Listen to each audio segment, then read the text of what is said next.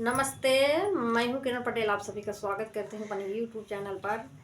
आज मैं एक नाच गीत लेके आई हूं। कैसे लगेगा आप लोग कमेंट बताना। पसंद आए तो वीडियो को लाइक, चैनल को सब्सक्राइब करना और वीडियो को फुल वॉच करना। दिल्ली में खुली बा दुकान, ननद रानी काले बू। दिल्ली में खुली बा दुकान, ननद रानी काले बू। टीका लैला चाहे नथुनी लैला, टीका लैला चाहे नथुनी लैला।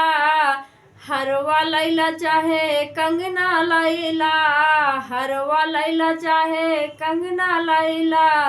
तो हर भैया बने हैं सोनार, ननद रानी काले बू। तो हर भैया बने हैं सोनार, ननद रानी काले बू।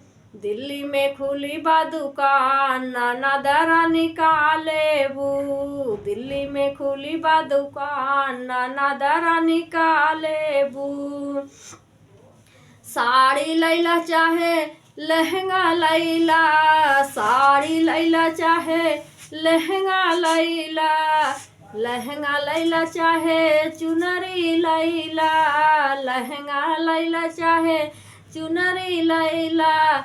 तो हर भैया बने हैं बजाज, ननद रानी काले बू। तो हर भैया बने हैं बजाज, ननद रानी काले बू।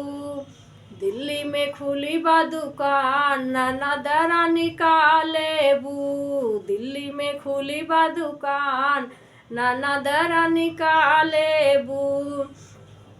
आलू लैला चाहे गोभी लैला, आलू लैला चाहे गोभी लैला।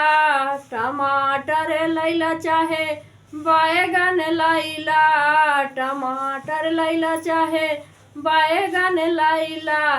तहर भैया बने हैं कोयरी, ननद रानी काले बू। तहर भैया बने हैं कोयरी, ननद रानी काले बू। दिल्ली में खुली बा दुकान, ननद रानी काले बू। दिल्ली में खुली बा दुकान, ननद रानी काले बू।